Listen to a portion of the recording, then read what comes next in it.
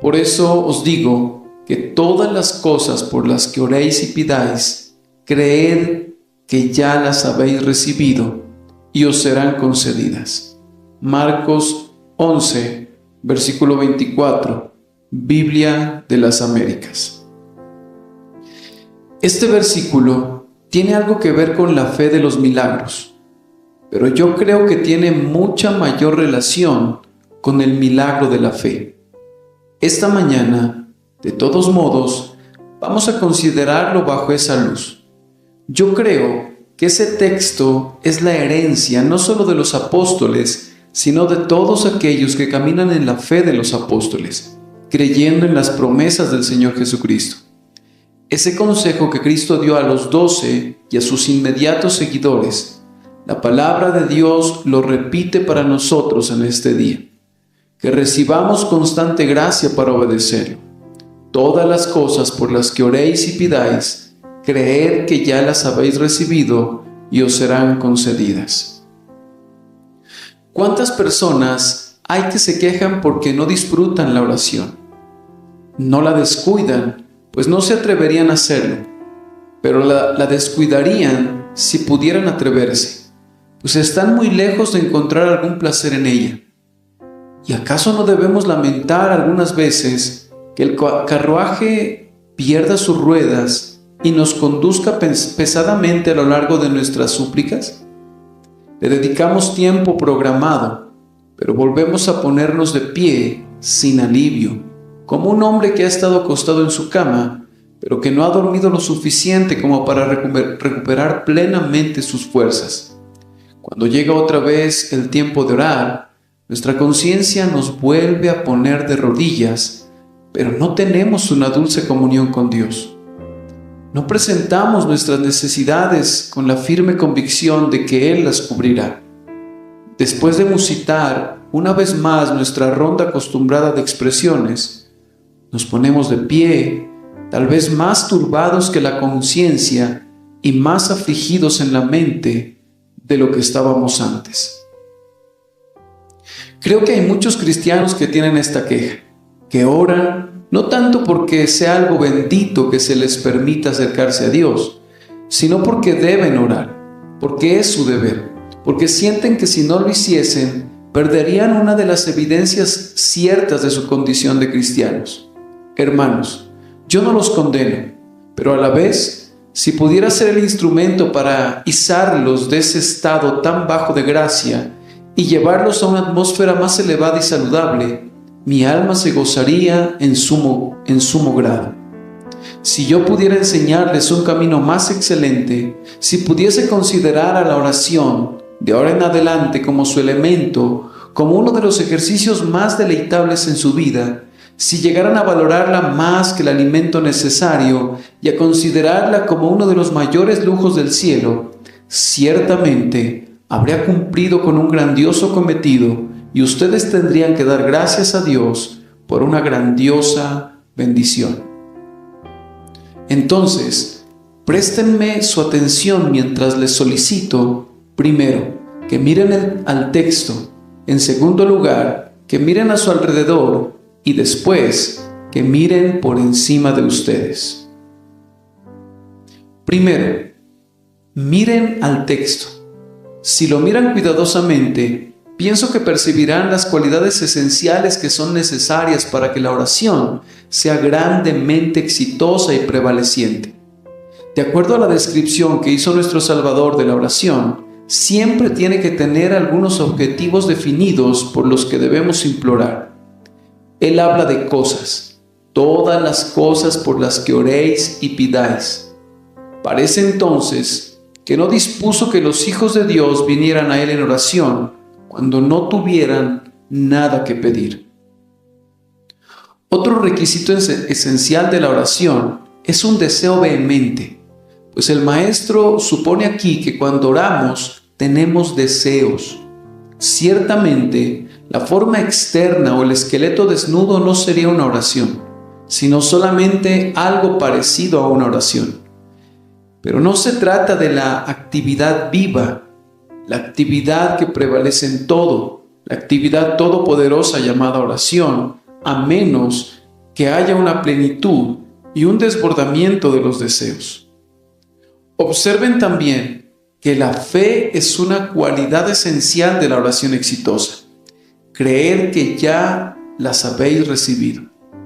No pueden ser oídos en el cielo y recibir una respuesta satisfactoria para su alma, a menos que crean que Dios realmente les oye y que les responderá. Otro requisito es evidente aquí en la propia superficie, es decir, que una expectación de cumplimiento debe acompañar siempre a una fe firme. Creer que ya las habéis recibido no se trata simplemente de creer que las recibiremos, sino de creer que realmente las hemos recibido.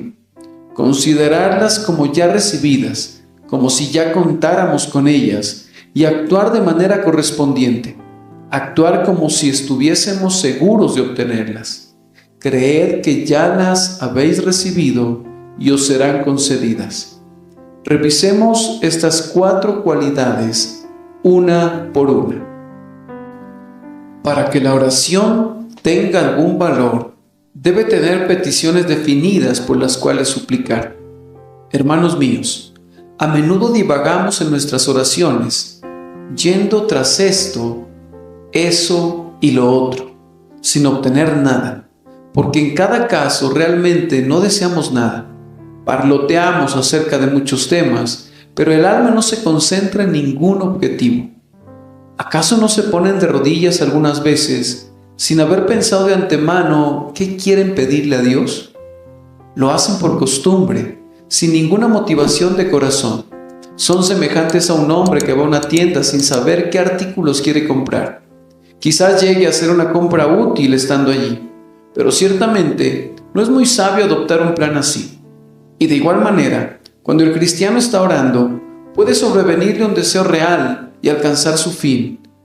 Pero cuánto mejor le iría si, habiendo preparado su alma mediante la reflexión y un autoexamen, viniera a Dios con una súplica real, con un objetivo que quiera alcanzar. Si solicitáramos una audiencia ante la corte de Su Majestad la Reina, debiéramos esperar tener que responder a la pregunta: ¿para qué deseas verla? Sería inconcebible por nuestra parte que fuéramos ante la presencia de la realeza y que hasta en ese momento pensáramos en la petición por la que hemos llegado allí. Lo mismo sucede con el Hijo de Dios. Él debe ser capaz de responder a la importante pregunta: ¿cuál es tu petición? ¿Y te será otorgada? ¿Cuál es tu demanda? Imagínense a un arquero que dispara con su arco, pero sin saber dónde se encuentra el blanco. ¿Tendrá posibilidad de éxito?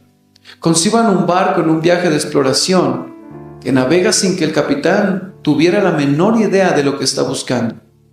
¿Acaso esperaría que regresara abundantemente cargado, ya fuera con los descubrimientos de la ciencia o con muchos tesoros de oro?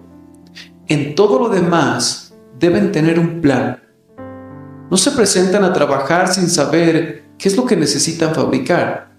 ¿Cómo es que van a Dios sin saber qué es lo que necesitan obtener?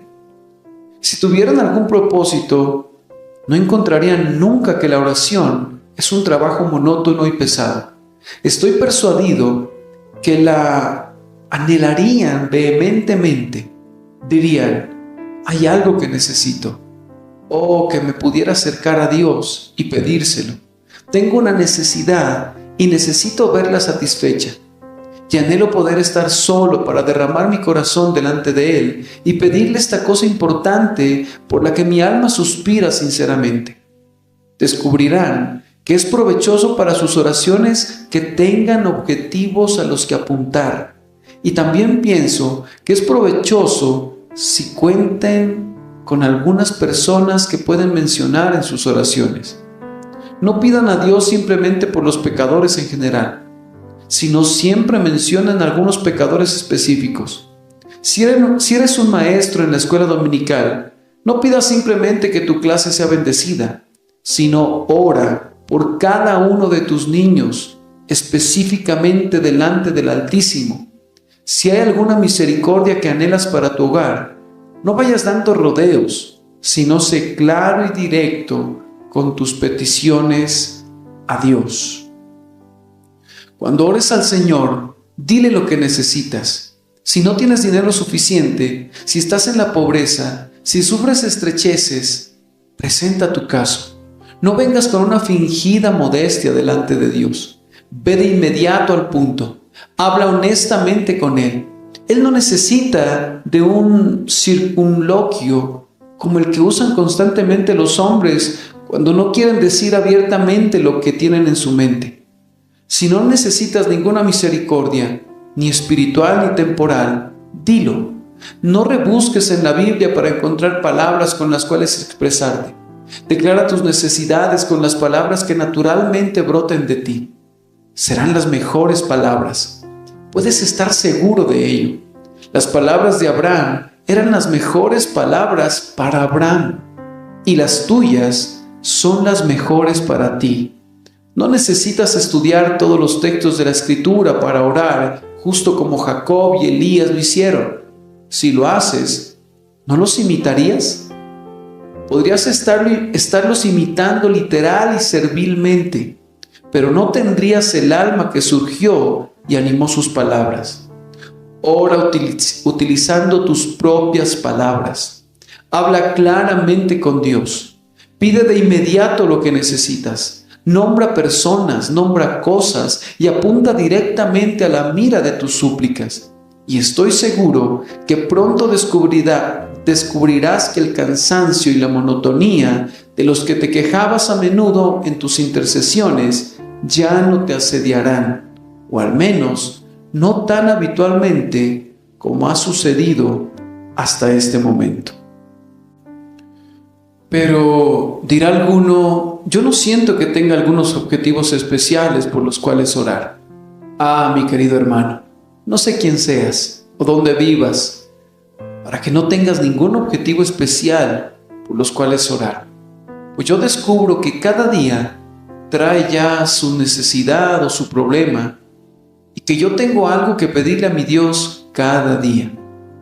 Pero si no tuviésemos ningún problema, mis queridos hermanos, si hubiéramos alcanzado tal estatura en la gracia que no tuviéramos necesidad de pedirle nada, ¿acaso amamos tanto a Cristo que no tenemos necesidad de orar para que le amemos más?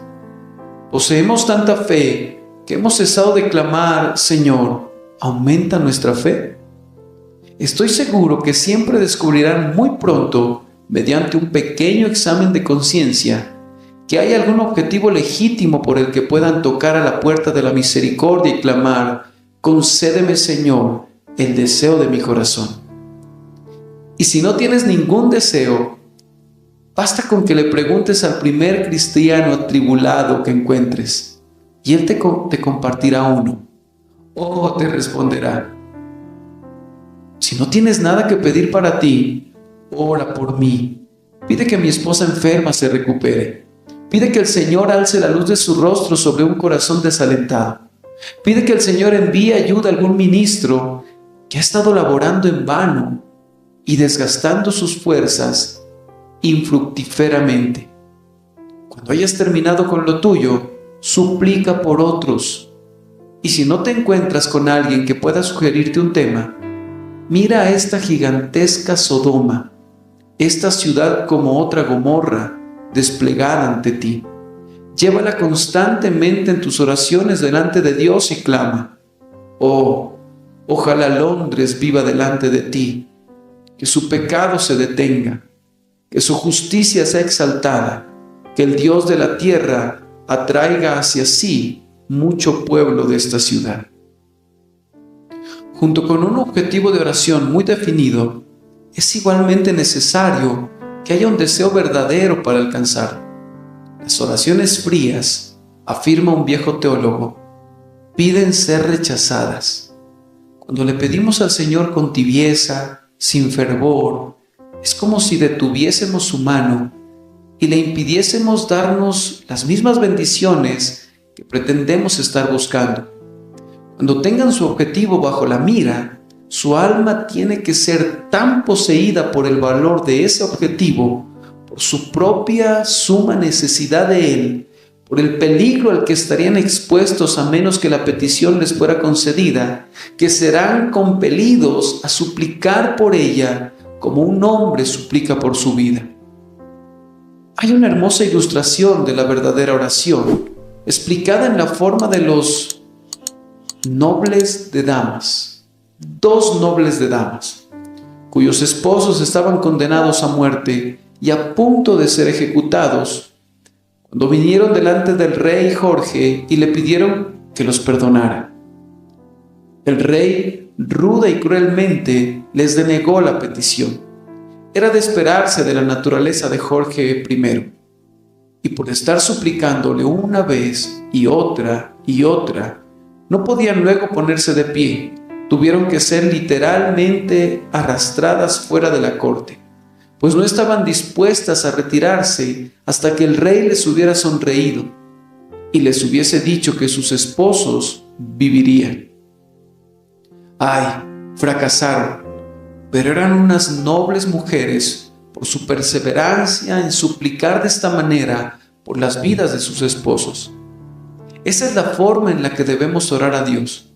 Debemos tener tal deseo por la cosa que necesitamos, que no nos levantaremos hasta que la hayamos obtenido, mas sin embargo, siempre en sumisión a su voluntad divina, sintiendo que lo que pedimos no puede ser malo y que Él mismo lo ha prometido. Tenemos la determinación que nos sea otorgado, y si no lo fuera, argumentaremos la promesa una y otra vez hasta que las puertas del cielo sean sacudidas antes de que nuestras súplicas cesen. No nos debe sorprender que Dios no nos haya bendecido tanto últimamente, pues no somos fervientes en la oración como deberíamos serlo. Oh, esas oraciones provenientes de un corazón frío que se mueren en nuestros labios, esas súplicas congeladas, si no mueven los corazones de los hombres, ¿cómo habrían de mover el corazón de Dios? No brotan de nuestras propias almas, no provienen de las profundas fuentes secretas de lo íntimo de nuestro corazón, y por tanto, no pueden elevarse a Él, que únicamente escucha el clamor del alma, ante quien la hipocresía no puede tejer ningún velo, o la formalidad no puede practicar ninguna simulación. Deben ser sinceros, debemos ser sinceros, pues de otra manera no tendremos ningún derecho a esperar que el Señor escuche nuestra oración. Y seguramente, hermanos míos, si comprendiéramos la grandeza del ser ante quien suplicamos, sería suficiente para reprimir toda ligereza y constreñirnos a una incesante sinceridad. ¿Entraré en tu presencia, oh Dios mío, para burlarme de ti con palabras salidas de un corazón frío? ¿Acaso los ángeles velan sus rostros delante de ti y yo me contentaré con parlotear a través de una fórmula sin alma y sin corazón? Ah, hermanos míos, no tenemos idea de cuántas de nuestras oraciones son una abominación al Señor. Sería una abominación tanto para ustedes como para mí que oyéramos a unos individuos pidiéndonos algo en la calle, como si no necesiten lo que pedían. Pero, ¿acaso no hemos hecho lo mismo con Dios? Eso que es la mayor bendición del cielo para el hombre, ¿no se ha convertido en un deber árido y muerto? Se decía de John Bradford que tenía un arte peculiar para orar, y cuando se le preguntó su secreto, respondió: cuando sé lo que necesito, siempre me quedo en esa oración hasta que siento que la he argumentado con Dios y hasta que Dios y yo hemos llegado a un acuerdo al respecto. Yo nunca prosigo con otra petición hasta no haber completado la primera. Hay algunos hombres que comienzan diciendo: Padre nuestro que estás en los cielos, santificado sea tu nombre. Y sin advertir el pensamiento de adoración contenido en santificado sea tu nombre, comienzan a repetir las siguientes palabras: venga tu reino. Luego tal vez algo impresione su mente: ¿realmente deseo que venga su reino? Si llegara a venir ahora, ¿dónde estaría yo? Y mientras están pensando en eso, su voz sigue adelante con: hágase tu voluntad como en el cielo, así también en la tierra. De esta manera mezclan sus oraciones y dicen las frases de corrido. O deténganse al final de cada frase hasta que verdaderamente la hayan orado. No traten de poner 2 flechas en la cuerda a la vez, porque ninguna dará en el blanco. El que quiere poner 2 balas en la pistola no puede esperar tener éxito. Descarguen un tiro primero y luego carguen el otro. Pídanle algo a Dios y prevalezcan, y entonces pidan de nuevo. Alcancen la primera misericordia y luego vayan otra vez por la segunda.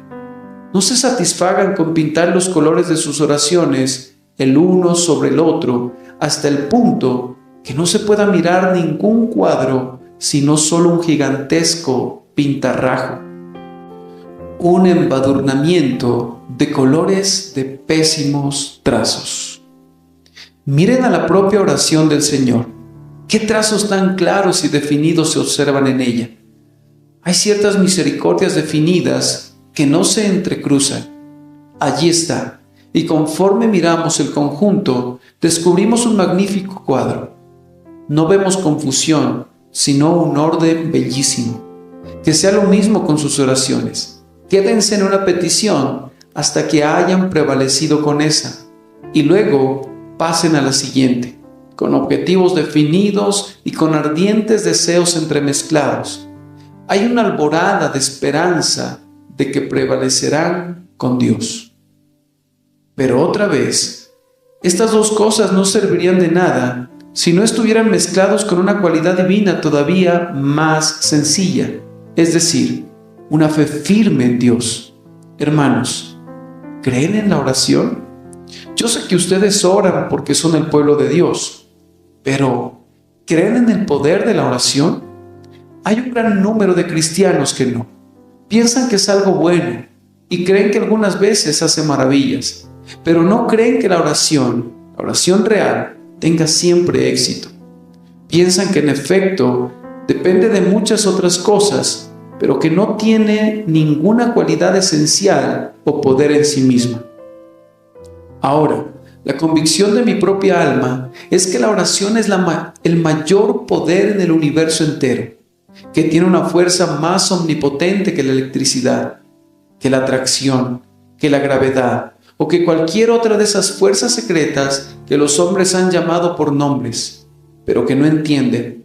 La oración tiene una influencia tan invariable, tan segura, tan verdadera, tan palpable sobre el universo entero como cualquiera de las leyes de la materia. Cuando un hombre ora realmente, no se trata de si Dios le oirá o no. Dios debe oírle, no porque haya alguna compulsión en la oración, sino porque hay una dulce y bendita compulsión en la promesa. Como es el sublime y verdadero Dios, no puede negarse a sí mismo. Oh, pensar en esto, que tú, un hombre insignificante, puedas estar aquí y hablar con Dios, y a través de Dios puedas mover todos los mundos. Sin embargo, cuando tu oración es escuchada, la creación no es alterada. Aunque las mayores peticiones sean contestadas, la providencia no será desordenada ni un solo instante. Ninguna hoja caerá más pronto del árbol, ninguna estrella detendrá su curso, ninguna gota de agua caerá más lentamente de su fuente. Todo continuará siendo igual, y sin embargo, tu oración lo habrá afectado todo. Hablará a los decretos y a los propósitos de Dios mientras están siendo cumplidos diariamente, y todos ellos gritarán a tu oración y clamarán: tú eres nuestra hermana, nosotros somos decretos y tú una oración. Pero tú misma eres un decreto tan antiguo, tan seguro, tan viejo como lo somos nosotros. Nuestras oraciones son decretos de Dios en otra forma. Las oraciones del pueblo de Dios no son sino promesas de Dios musitadas por corazones vivos, y esas promesas son los decretos, solo que puestos en otra forma y figura. No pregunten: ¿cómo pueden mis oraciones afectar los decretos? No pueden, excepto que en la medida que sus oraciones son decretos y que conforme brotan, cada oración que sea inspirada por el Espíritu Santo a su alma es tan omnipotente y eterna como ese decreto que dijo, sea la luz, y fue la luz, o como ese decreto que eligió a su pueblo y ordenó su redención por la sangre preciosa de Cristo. Tú tienes poder en la oración, y tú estás hoy entre los ministros más potentes en el universo que Dios ha hecho. Tú tienes poder sobre los ángeles, pues ellos volarán a tu voluntad. Tú tienes poder sobre el fuego y el agua y los elementos de la tierra. Tú tienes poder para que tu voz sea escuchada más allá de las estrellas, donde los truenos se desvanecen en silencio. Tu voz despertará los ecos de la eternidad. El oído del propio Dios la escuchará y la mano de Dios mismo cederá a tu voluntad. Él te pide que clames, hágase tu voluntad, y tu voluntad será hecha. Cuando tú puedes argumentar su promesa, entonces tu voluntad es su voluntad. ¿No parece algo sobrecogedor, mis queridos amigos, tener tal poder en las manos de uno como el poder de orar? ¿Han oído algunas veces historias de hombres que pretendían tener un poder extraño y místico, por el cual podían llamar a los espíritus de los profundos abismos, por el cual provocaban aguaceros torrenciales y detenían el sol? Todo era una invención de la imaginación, pero si fuera verdad, el cristiano es todavía un mayor mago. Basta que tenga fe en Dios y no habrá nada imposible para él. Será libertado de lo profundo de las aguas, será rescatado de las más penosas aflicciones, en los días de hambre será saciado, será librado de la peste, en medio de la calamidad caminará con paso firme y fuerte. En la guerra siempre será protegido y en el día de la batalla alzará su cabeza. Si crees simplemente en la promesa y la levanta delante de los ojos de Dios y la argumenta con la convicción de una confianza inconmovible, no hay nada, lo repito, no hay una fuerza tan tremenda, no hay una energía tan maravillosa como la energía con la que Dios ha dotado a cada hombre, que como Jacob puede luchar, como Israel puede prevalecer con él en oración. Hagamos una pausa. La Biblia dice, y te bendeciré y serás de bendición. Génesis 12, versículo 2. Ayúdame a bendecir a muchas y muchas más familias. Tan solo suscríbete a este canal, deja un me gusta y un pequeño comentario. De esa forma, hacemos que el algoritmo de YouTube recomiende este video a más y más personas para que sean bendecidas. Gracias por hacer parte de esta gran tarea de llevar la verdad del Evangelio a muchas naciones. Continuemos. Pero tenemos que tener fe en esto. Tenemos que creer que la oración es lo que es, o de lo contrario, no es lo que debería ser. A menos que crea que mi oración es eficaz, no lo será, pues dependerá de mí en gran medida. Dios me puede otorgar la misericordia aun cuando no tenga fe. Eso dependerá de su propia gracia soberana. Pero Él no ha prometido hacerlo. Pero cuando yo tengo fe y puedo argumentar la promesa con verdadero deseo, ya no es más una probabilidad si voy a obtener la bendición o si mi voluntad se verá cumplida. A menos que el Eterno sea aparte de su palabra, a menos que el juramento que ha dado sea revocado y Él mismo cese de ser lo que es, sabemos que tenemos las peticiones que le hayamos hecho. Y ahora, subiendo otro escalón, conjuntamente con objetivos definidos, debe haber fervientes deseos y fe firme en la eficacia de la oración. Y que la gracia divina lo haga una realidad en nosotros. Deberíamos ser capaces de contar las misericordias antes de recibirlas, creyendo que vienen en camino. Leyendo el otro día un dulce librito que recomiendo a todos ustedes, escrito por un autor norteamericano que parece conocer enteramente el poder de la oración y con quien estoy en deuda por muchas cosas buenas, un librito llamado La hora del sosiego, me encontré una referencia a un pasaje del libro de Daniel, en su capítulo 10, creo, donde, como dice, toda la maquinaria de la oración está al desnudo.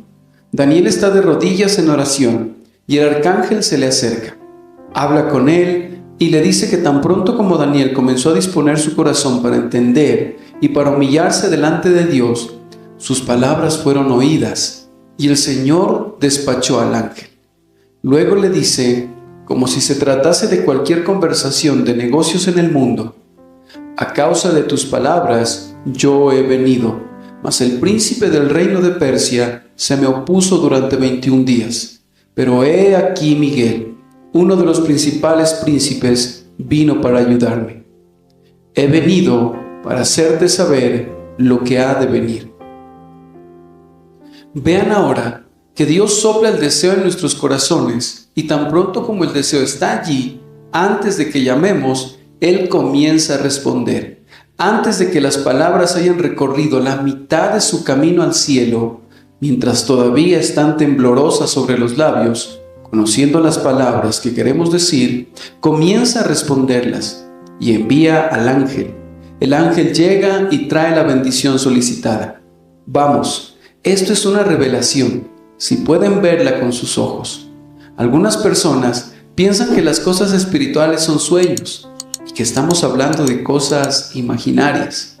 No, yo creo que hay tanta realidad en la oración de un cristiano como la que hay en un relámpago.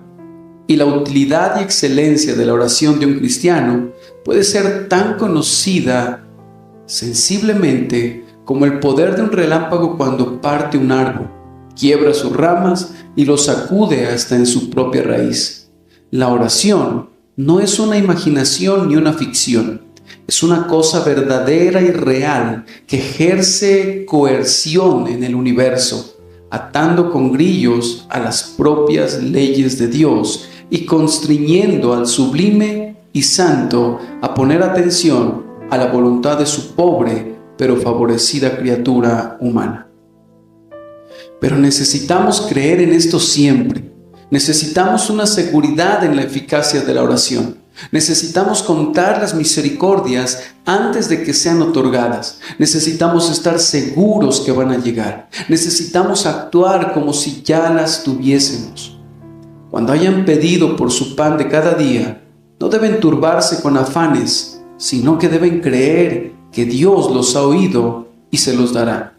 Cuando hayan presentado el caso de su hijo enfermo delante de Dios, deben creer que el niño se recuperará. Y si no fuera así, que entonces será mayor bendición para ustedes y mayor gloria a Dios. Y así dejarlo todo en sus manos. Poder decir: yo sé que me ha escuchado ahora. Sobre la atalaya estaré yo continuamente. Buscaré a mi Dios y oiré lo que tenga que decir a mi alma. ¿Te viste frustrado alguna vez, cristiano, habiendo orado en fe y habiendo esperado una respuesta? Yo doy mi propio testimonio aquí. He confiado en el hombre y he sido engañado, pero mi Dios nunca me ha denegado la petición que le he hecho. Cuando he apoyado la petición con fe en su disposición a escucharme y en la seguridad de su promesa. Pero oigo que alguien pregunta: ¿podemos pedir por cosas temporales? ¡Ay! Claro que pueden hacer eso. En todo, den a conocer sus necesidades a Dios. La oración no es únicamente para lo espiritual, sino también para las preocupaciones cotidianas. Lleven sus más pequeñas preocupaciones delante de Él. Él es un Dios que oye la oración. Él es el Dios de su hogar, así como el Dios del santuario.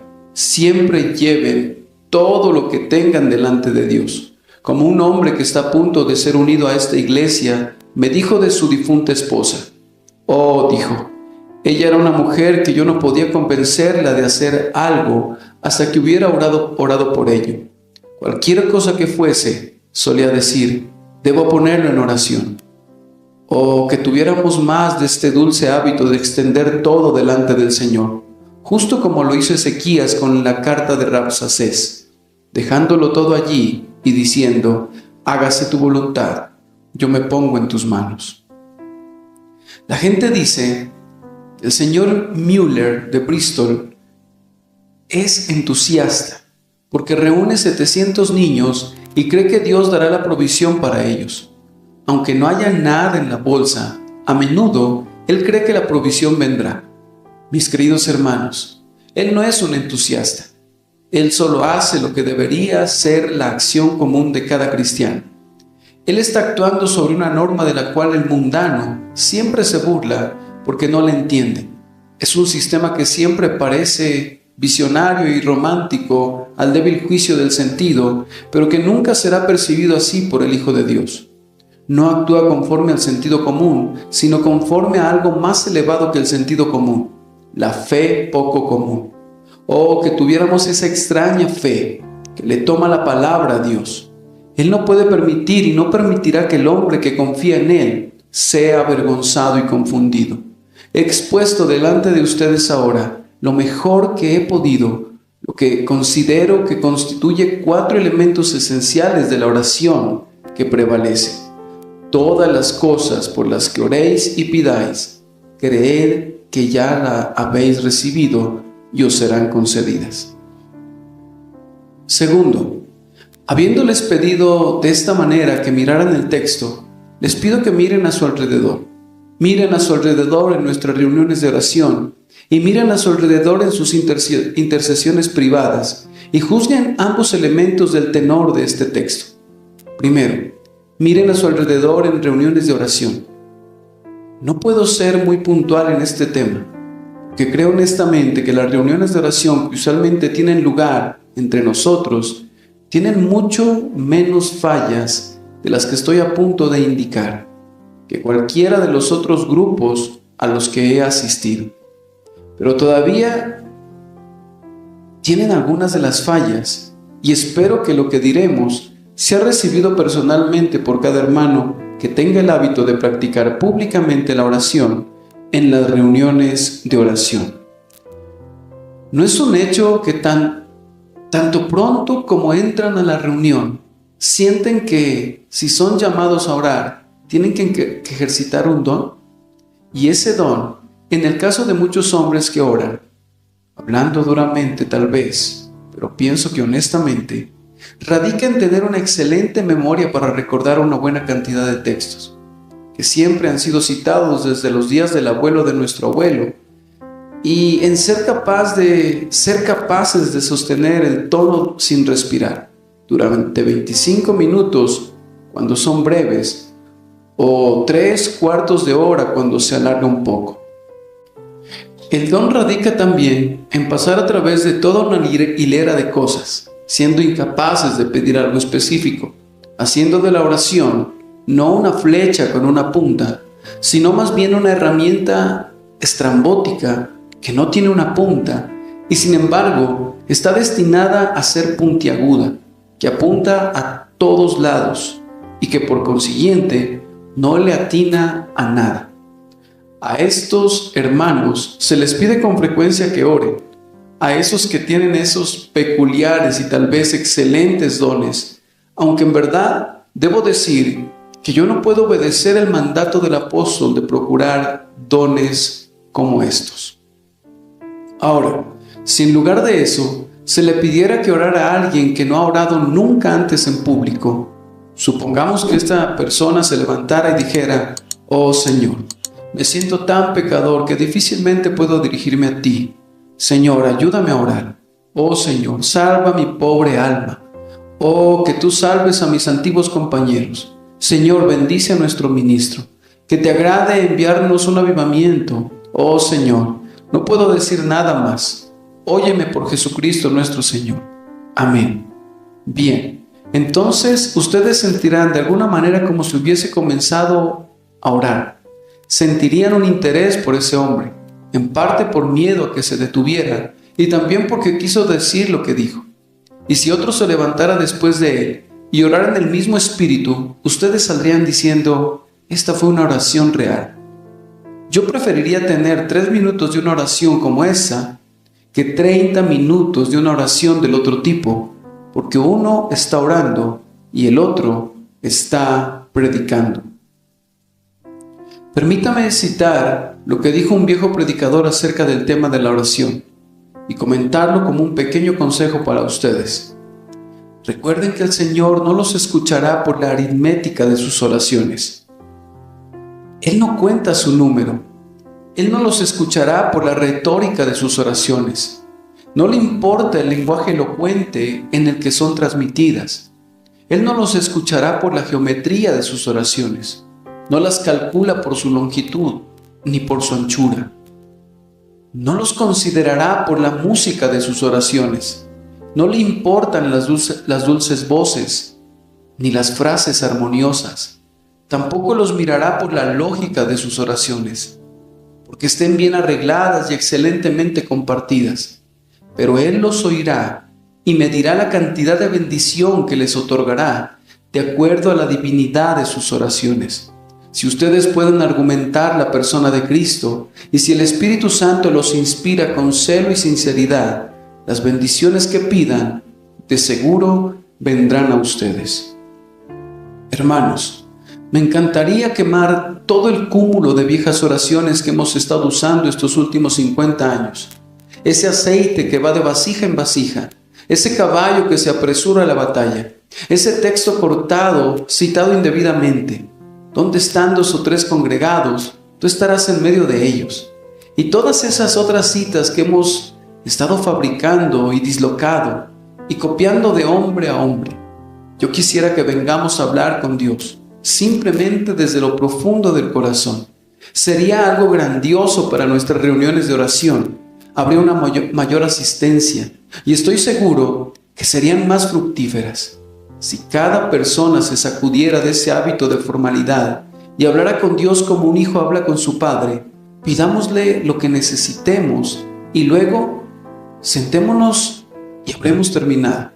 Digo esto con toda la sinceridad cristiana. A menudo, porque he decidido no orar según cualquier fórmula convencional que la gente ha dicho. Y la gente dice, ese hombre no es reverente. Mi querido amigo, tú no eres el juez de mi reverencia. Ante mi propio Señor, ¿me sostengo o caigo? No creo que Job haya citado a alguien. No creo que Jacob haya citado al viejo santo en el cielo, a su padre Abraham. No encuentro que Jesucristo citara la Escritura en oración. Ellos no oraban con palabras de otras personas, sino que usaban sus propias palabras. Dios no quiere que vayan recogiendo esas excelentes pero muy enmohecidas especias del antiguo santuario.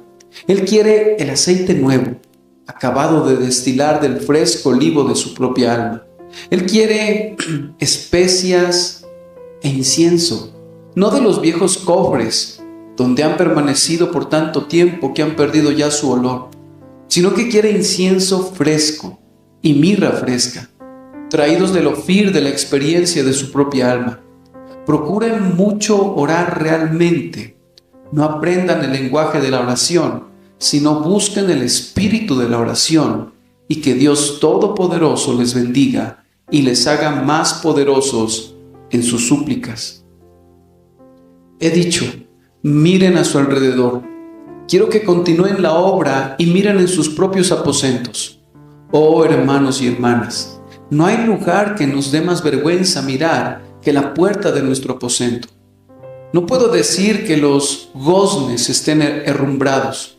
La puerta abre y cierra a la hora acostumbrada.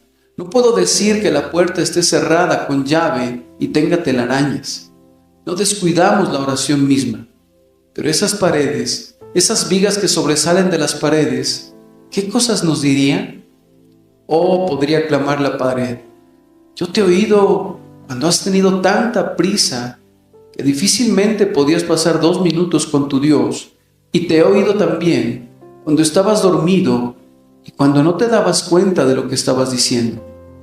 Entonces, alguna de las vigas podría clamar, te he oído llegar y pasar 10 minutos y no pedir nada. Al menos tu corazón no pidió nada. Tus labios se movieron, pero tu corazón estaba siliente. Como podría clamar otra viga, oh, he oído que gimes con toda tu alma, pero he visto que te retiras desconfiado, sin creer que tu oración fuera oída, citando la promesa, pero incrédulo de que Dios la cumpliría.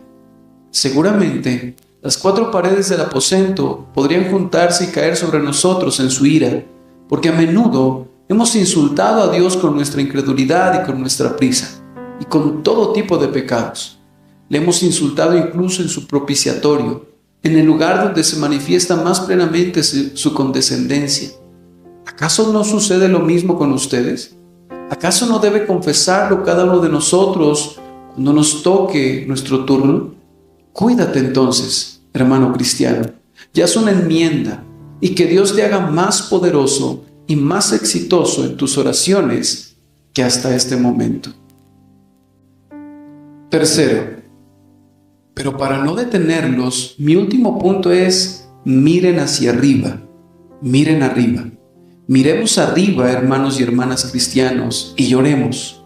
Oh Dios, tú nos has dado una poderosa arma y hemos dejado que se llene de herrumbre. Tú nos has dado la oración, que es poderosa como tú mismo, y hemos dejado que su poder permanezca dormido. ¿No constituiría un vil crimen si se le diera a un hombre un ojo que no quisiera abrir, o una mano que no quisiera levantar, o un pie que se quedara tieso por falta de uso? ¿Y qué diríamos de nosotros cuando Dios nos ha dado poder en la oración, poder sin par, lleno de bendición para nosotros mismos y de innumerables misericordias para otros, y sin embargo, ese poder permanece quieto? Oh, si el universo se quedara quieto como nosotros, ¿dónde estaríamos? Oh Dios, tú le das luz al sol y el sol brilla con ella. Tú le das luz a las estrellas y ellas titilan. A los vientos les das fuerzas y ellos soplan. Y al aire tú les das vida y se mueve. Y los hombres respiran ese aire. Pero a tu pueblo tú le has dado un don que es mejor que la fuerza y la vida y la luz. Y sin embargo, ese pueblo permite que se quede quieto, olvidándose que blandeen el poder, raras veces lo ejercitan, aunque sería bendecido para incontables miriadas. Llora, hombre cristiano. Constantino, el emperador de Roma, vio que en las monedas de los otros emperadores sus efigies estaban en una postura erecta, triunfante.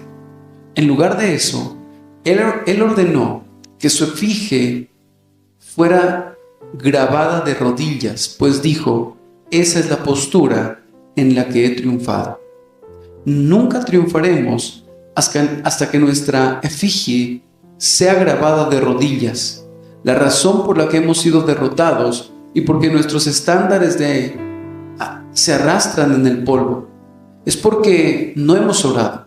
Vayan de regreso a su Dios con tristeza y confiesen delante de Él, ustedes hijos de Efraín, que estuvieron armados y llevaban arcos, pero dieron sus espaldas en el día de la batalla. Vayan a su Dios y díganle que si no fueran salvadas las almas, no es porque Él no tenga el poder de salvar, sino porque no han laborado copiosamente, como si estuviesen de parto por los pecadores que perecen. Sus entrañas no han vibrado como arpas, ni su espíritu ha sido conmovido por las defensas de la tribu de Rubén. Despierten ustedes que son el pueblo de Israel. Sorpréndase ustedes descuidados, ustedes que han descuidado la oración, ustedes pecadores que están en el propio centro de Sión y que han permanecido tranquilos. Despiértense, luchen y esfuércense con su Dios, y entonces recibirán la bendición, la lluvia temprana y la tardía de su misericordia, y la tierra producirá en abundancia, y todas las naciones la llamarán bienaventurada. Miren arriba entonces y lloren. Una vez más, miren hacia arriba y gócense. Aunque han pecado en contra de Él, a pesar de eso, los ama. No han orado ni han buscado su rostro, pero he aquí, Él todavía clama a ustedes: buscad mi rostro. Y no ha dicho: en vano me buscáis. Tal vez no han ido a la fuente, pero ella sigue corriendo tan libremente como antes. Han cerrado sus ojos a ese sol, pero todavía brilla sobre ustedes con todo su lustre. No se han acercado a Dios, pero Él los espera para derramar su gracia y está listo para oír todas sus peticiones. He aquí, Él les dice: pregúntenme acerca de las cosas venideras, y en lo concerniente a mis hijos y a mis hijas, pídeme. Qué cosa tan bendita es el Señor del cielo. Que el Señor del cielo esté siempre listo para oír. Agustín tiene un hermoso pensamiento acerca de la parábola del hombre que tocó a la puerta de su amigo a la medianoche diciendo: amigo, préstame 3 panes. La paráfrasis suya va más o menos así: yo toco a la puerta de la misericordia y está muy entrada la noche. ¿Saldrá alguno de los siervos de la casa para responderme? No, yo toco, pero están dormidos. Oh, ustedes apóstoles de Dios, ustedes mártires glorificados, ustedes duermen, descansan en sus camas, ustedes no pueden oír mi oración. Pero, ¿no responderán los hijos? ¿No hay hijos que estén listos a venir para abrir la puerta a su hermano? No, duermen. Mis hermanos que han partido, a quienes les pedí consejo y que eran los compañeros de mi corazón, no pueden responderme, pues descansan en Jesús. Sus obras les han seguido, pero no pueden obrar por mí. Pero mientras los siervos están dormidos y mientras los hijos no pueden responder, el Señor está despierto. Despierto también a la medianoche. Podrá ser medianoche en mi alma, pero Él me oye. Y cuando yo digo, préstame 3 panes, Él viene a la puerta y me da todo lo que yo necesito. Cristiano, mira hacia arriba y regocíjate. Siempre hay un oído abierto para una boca abierta. Siempre hay una mano lista cuando hay un corazón listo. No tienes más que clamar y el Señor oirá. Es más, antes de que llames, Él responderá, y mientras estés hablando, Él oirá. Oh, entonces no seas tardo en la oración. Acércate a Él cuando llegues a tu casa. No, en el propio camino alza tu corazón silenciosamente, y cualquiera que sean tus peticiones o tus súplicas, pídelo todo en el nombre de Jesús, y te será concedido. Además, miren hacia arriba, queridos hermanos cristianos, y enmienden sus oraciones de ahora en adelante. No miren más a la oración como una ficción romántica o como un arduo deber. Mírenla como un poder real, como un placer real. Cuando los filósofos descubren algún poder latente, parecen deleitarse al ponerlo en acción. Creo que ha habido un gran número de ingenieros que han diseñado y construido algunas de las obras humanas más maravillosas, no porque fueran remunerativas, sino simplemente por un amor a mostrar su propio poder para realizar maravillas, para mostrar al mundo lo que puede hacer la capacidad y lo que el hombre puede lograr. Han convencido a las compañías para que hicieran especulaciones sin ningún retorno aparente, hasta donde puedo ver, para poder tener una oportunidad de mostrar su ingenio. Oh hombres cristianos, y desarrollará grandiosas obras tan magnífico ingeniero, manifestando su poder, y tendrán ustedes un poder superior al que jamás haya tenido algún hombre, aparte de su Dios, y permitirán que permanezca inmóvil. No piensen en un grandioso objetivo y ejerciten la musculatura de su oración para alcanzarlo. Que cada vena de su corazón esté saturada con la rica sangre del deseo, y luchen y contiendan y tiren con fuerza y esfuércense con Dios para alcanzarlo, usando las promesas y argumentando los atributos, y vean si Dios no les concede el deseo de su corazón. Los reto a que en este día sobrepasen en oración la munificencia de mi Señor. Les arrojo el guante del desafío. Crean que es más de lo que es. Abran su boca tan grande que Él no pueda llenarla. Vayan ahora a Él por más fe de la que garantiza la promesa. Aventúrense, arriésguense, sobrepasen al Eterno si eso fuera posible, inténtenlo. O como preferiría expresarlo, tomen sus peticiones y necesidades y vean si no las honra. Prueben si creyendo en Él no les cumple la promesa, y los bendice ricamente con el aceite de la unción de su Espíritu, por el cual ustedes serán potentes en la oración. No puedo evitar agregar únicamente estas pocas sílabas antes de que se vaya. Sé que hay algunos de ustedes que nunca han orado en su vida. Han dicho una forma de oración, tal vez muchos años, pero no han orado ni una sola vez. Ah, pobre alma, debes nacer de nuevo, y mientras no hayas nacido de nuevo, no puedes orar de la manera que he estado dirigiendo al cristiano para que ore. Pero permítanme preguntarles esto: ¿anhela su corazón la salvación? ¿Les ha susurrado el Espíritu? ¿Les ha susurrado, ven a Jesús pecador, pues Él te oirá? Crean en ese susurro, pues Él les oirá. La oración del pecador despierto es aceptable a Dios. Él oye a los de quebrantado corazón y también los sana. Lleven sus gemidos y sus suspiros a Dios y Él les responderá. Ah, pero dirá uno, yo no tengo nada que pedir. Bien, suplica como lo hizo David. Perdonarás también mi pecado, que es grande. Tienen esa petición. Su iniquidad es muy grande. Luego argumenta esa sangre preciosa, ese argumento que prevalece. Digan, por Jesús que derramó su sangre, y prevalecerás, pecador. Pero no vayas a Dios pidiendo misericordia con tu pecado en tu mano. ¿Qué pensarías del rebelde que se apareciera delante de su soberano y le pidiera perdón con una daga ceñida al cinto y con la declaración de su rebelión en su pecho? ¿Merecería ser perdonado?